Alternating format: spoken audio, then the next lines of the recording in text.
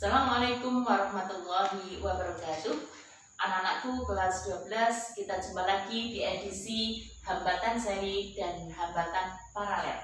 Oke, anak-anakku semuanya, perhatikan di sini sudah digambarkan resistor yang dirangkai secara seri dan resistor yang dirangkai secara paralel. Oke.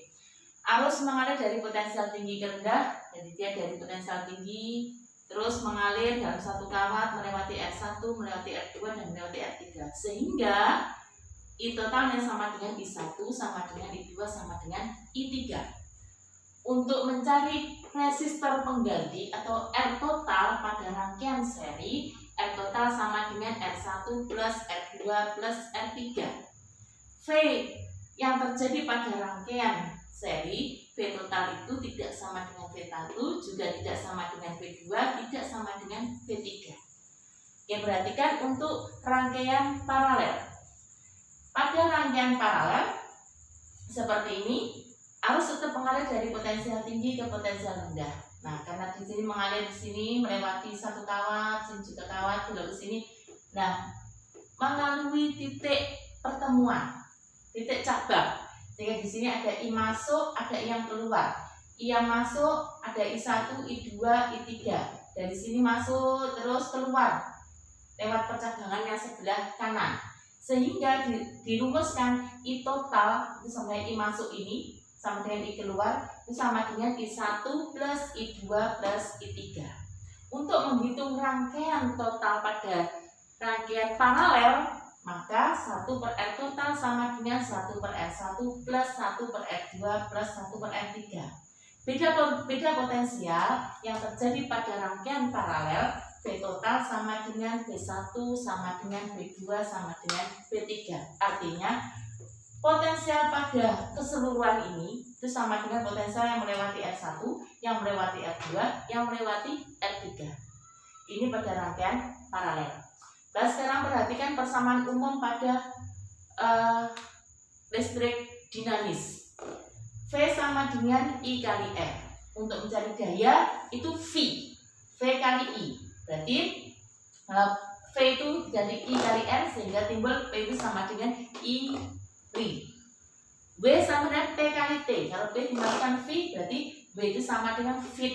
Kalau dimasukkan P itu sama dengan iri, berarti dimasukkan sini I fit. Ini nilai W.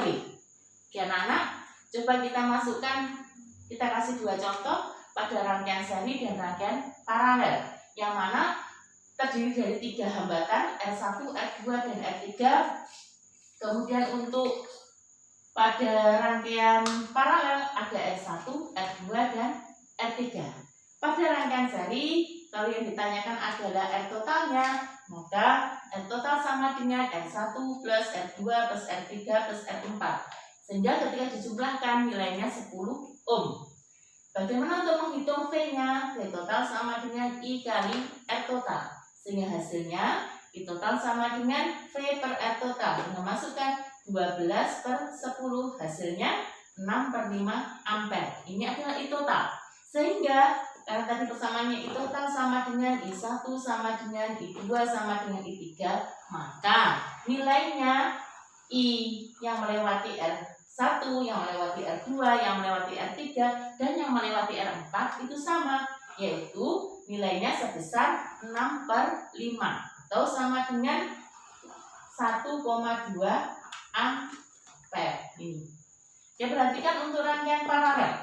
Untuk rangkaian paralel seperti ini, bagaimana cara menghitung R totalnya? Dengan masukkan persamaan tadi, 1 per R total sama dengan 1 per R1 ditambah 1 per R2 ditambah 1 per R3. Masukkan angkanya, maka harus samakan penyebutnya. 2, 4, 2, penyebutnya adalah 4. Sehingga hasilnya 1 per R total sama dengan 5 per 4. R total sama dengan, kalikan silang, hasilnya 4 per 5 ohm. Oke. 4 per 5 ohm. I total sama dengan V per R total. V-nya 12, R totalnya 4 per 5. Sehingga hasilnya 12 dibalik ya, 12 kali 5 per 4. Hasilnya 15 ampere.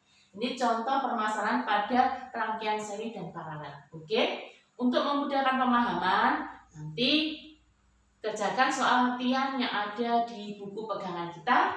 Untuk untuk melatih kemandirian kita dan melatih pemahaman kita sejauh mana tentang rangkaian seri dan rangkaian paralel. Oke anak-anak, kita ketemu di lain waktu. Sampai jumpa di lain waktu. Tetap sehat, tetap kuat, tetap semangat. Salam sukses mulia. Assalamualaikum warahmatullahi wabarakatuh.